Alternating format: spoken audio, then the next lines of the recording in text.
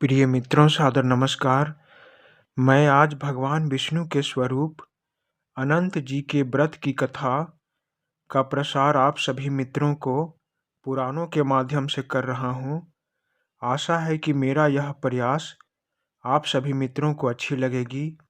यदि यह व्रत कथा आप सबों को अच्छा लगे तो कृपया मेरे इस चैनल को सब्सक्राइब करके घंटी दबाकर ऑल पर क्लिक करें, जिससे आप सबों को सदैव ऐसे ही ज्ञानवर्धक वीडियो प्राप्त होता रहे।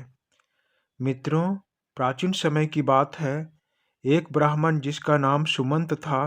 सुमंत बहुत नेक और धार्मिक प्रवृत्ति वाला इंसान था। उसका विवाह दीक्षा नामक स्त्री से हुआ। कुछ समय के पश्चात सुमंत और दीक्षा को एक पुत्री की प्राप्ति हुई। उनकी पुत्री का नाम सुशीला रखा गया। उनकी पुत्री बहुत ही रूपवान और अपने पिता के समान धार्मिक थी। समय बीतने पर जब सुशीला युवती बनी, तब उसकी माँ दीक्षा का देहांत हो गया। ब्राह्मण अपनी पत्नी को सदा याद कर चिंता में रहने लगे। तब पड़ोसियों के कहने पर ब्राह्मण ने दूसरा विवाह कर्कशा नाम की स्त्री से कर लिया। जब ब्राह्मण की पुत्री सुशीला विवाह के योग्य हुई तो उसका विवाह कौंडिन्य नामक ऋषि के साथ कर दिया गया। विवाह संपन्न हो जाने पर ब्राह्मण ने अपनी दूसरी पत्नी कर्कशा को बेटी को कुछ उपहार देने के लिए कहा, तो उसकी दूसरी पत्नी अपने नाम के अनुसार व्यवहार करते हुए अपनी बेटी को कुछ ईंट और पत्थर देकर विदा कर दिया। अपनी सास कर्कशा के इस दुर्व्यवहार को देखकर ऋषि कौंडिन्य अत्यंत दुखी हुए, परंतु किसी ने कर्कशा से कुछ नहीं कहा। विदाई के बाद वे अपने आश्रम की ओर चल दिए। आश्रम दूर होने के कारण चलते चलते शाम हो गई। रात बिताने के लिए रास्ते के एक नदी के पास दोनों ने रुकना ठीक समझा। थोड़ी देर में सुशीला ने विश्राम करते हुए देखा कि नदी के किनारे पर सुंदर वस्त्र पहने कुछ स्त्रियां किसी देवता की पूजा कर रही थी। कौतूहलवश सुशीला उठकर उन स्त्रियों के पास चली गई। पूछने पर उन्होंने बताया कि हम सभी अनंत व्रत की पूजा कर रहे हैं। फिर उन्होंने सुशीला को इस व्रत के महत्व के बारे में भी बताया, जिसे सुनकर सुशीला ने उसी समय इस व्रत को करने का मन बना लिया और एक डोर लिया, जिसमें 14 गांठ बांधकर उसे हाथ में बांध लिए। फिर ऋषि कौंडिन्य के पास चली गई। ऋषि ने देखा कि उनकी पत्नी के हाथ में एक डोरी बंधी हुई है। जब ऋषि ने उस डोर के बारे में पूछा तो सुशीला ने उन्हें सारी बात बता दी। यह सुनकर ऋषि ने अपनी पत्नी सुशीला के हाथ से वह डोर खोलकर गुस्सा करते हुए डोर को तोड़ दिया और उसे आग में जला दिया। ऋषि के ऐसा करने से भगवान अनंत उन पर नाराज हो गए।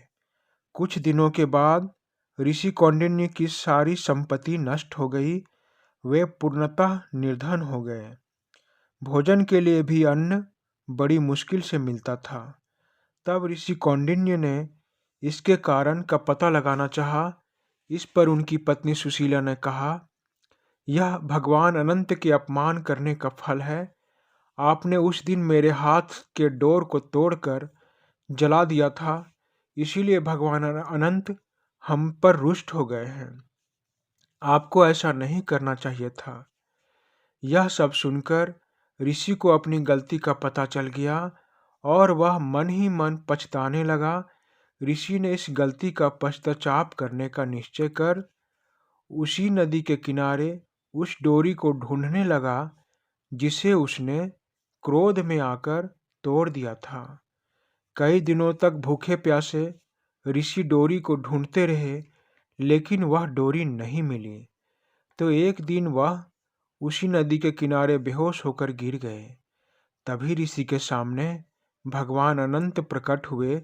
उन्होंने ऋषि कौंडिन्य से कहा, हे कौंडिन्य, तुमने अनजाने में ही सही लेकिन मेरा अपमान किया था। इसी कारण तुम्हें ये सारे दुख भोगने पड़ रहे हैं। अब तुमने अपनी उस गलती का पश्चाताप कर लिया है, अतः अब मैं तुमसे बहुत प्रसन्न हूँ। मांगो, तुम्हें क्या चाहिए? मैं तुम्हारी हर इच्छा वरदान के रूप में पूरा करूँगा। तब ऋषि ने अपनी दरिद्रता और दुख दूर करने का वरदान मांगा।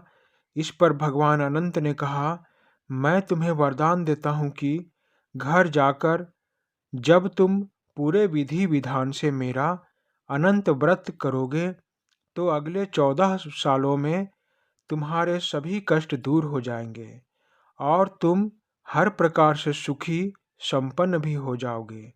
भगवान अनंत की बात सुनकर ऋषि कौंडिन्य अपने आश्रम आ गए और पूर्ण विधि विधान से अनंत व्रत करते हुए भगवान अनंत की पूजा की। कुछ समय के बाद धीरे धीरे ऋषि के सारे कष्ट दूर हो गए और भगवान ने उन्हें धन धान्य संतान से परिपूर्ण कर दिया। इस लोक में सुख भोग कर ऋषि कौंडिन्य और उनकी पत्नी सुशीला स्वर्ग को प्राप्त हुए। इस तरह यह व्रत कथा पूर्ण होती है।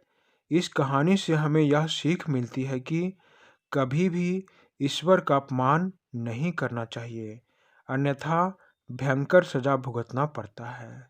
धन्यवाद मित्रों, धन्यवाद।